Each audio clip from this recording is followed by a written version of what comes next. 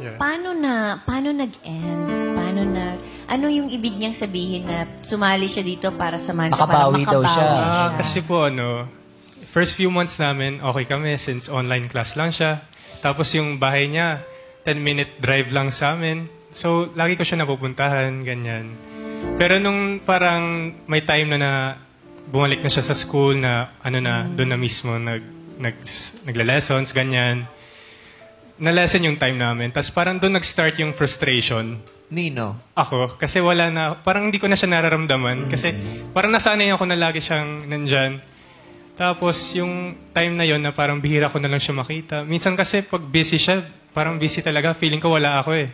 Parang naisip ko, may girlfriend pa ba ako? Ganon. Kasi for me, time is parang yun ang pinaka-valuable thing na ibibigay mo sa isang tao eh. Kasi di ba sobrang busy natin. So pag binigyan ka ng time ng tao, parang special ka, like important ka. Parang yun ang nakulangan ako sa time with her. Feeling mo, unti-unti kang natatanggal sa buhay niya? Yung gano'n? Yes. Na parang hindi ka na part ng life niya? Yes, tapos doon nag-start na na-frustrate ako. Parang nagde-demand ako ng more time from her. Tapos, ayun po, parang dumating sa point na tinanong ko siya, ano ba nakakita mo sa relationship natin? Nakita mo pa ba ako sa future natin? Ganyan. Tapos sabi niya, ang sabi lang niya, hindi ko pa alam. Eh nung narinig ko yun, parang nawalan ako ng sense of assurance and security sa relationship namin. Tapos, yun, after nun, parang hindi kami nag-usap for a few days until tinanong ko siya, pwede ba tayong magkita? Kasi gusto ko siyang kausapin, ganyan. Tapos yun, hindi ako naka-receive ng any reply. Sting? Yes. Nawala ka na lang bigla? Oo, ano nangyari dyan? Paano, Kim? Pero nandito na po. Grabe, yung tono parang... Oo, parang sa kanya. Ano? Ko ng lila. Parang may naalala siya. Teleserye eh. Totoo, yung mga kunento ni Ralph, totoo, legit yun. Para sa kanya.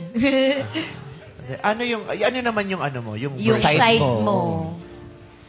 It's as hard sa akin din as much as it's as hard sa kanya.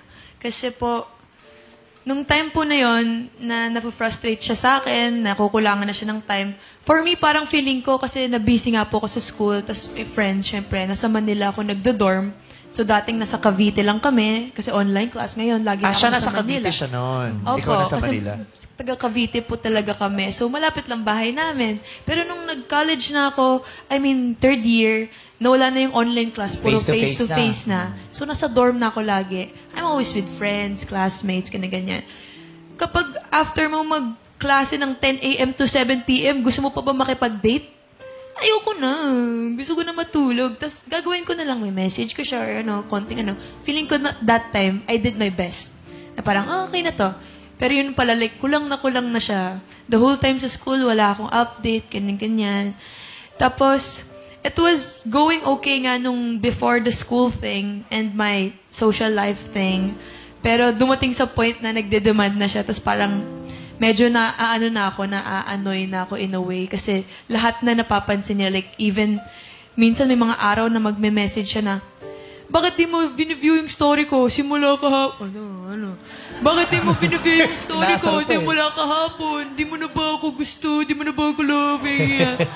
Natatawa si Ralph. Totoo yun, Ralph? Gumagano ka sa kanya? Totoo. So, Kasi syempre, nagpapansin na kasi ako sa kanya. Gusto ko Mapapansin ka mapapansin. na. Naglalambing nga naman. Paano yung mukha, Ralph? Paano yung mukha sa kanya? Pag weekend ba, Ralph, hindi mo siya mabisita o ikaw hindi ka umuwing Cavite? Siya po yung lagi naman po nag-aaya. Nagme-make time po ako. Usually po, nung medyo hindi na nga po kami nakikita, mga once a week or once or twice every other week kami nagkikita. So, hindi na siya yung tulad dati na 3-4 times a week. Andiyan siya lagi sa bahay. Kasi lapit lang ng house Maganda siya, pero minsan papunta lang siya sa multo. Pero Pag nagkukwento siya, lumalaki yung boses niya. Nagsisimula sa maliit, tapos lumalaki. Diba? Kasi Doraemon. Doraemon. Si Doraemon. nakakatuwa siya kasi si Jana, hindi umaarte. No, hindi nagaganda-gandahan. Oh, as ano siya, as Hindi sumali sa akin. Niyaya ako, hindi ka laro tayo ganda-gandahan. Hindi sumali, ako lang tuloy na ganda-gandahan.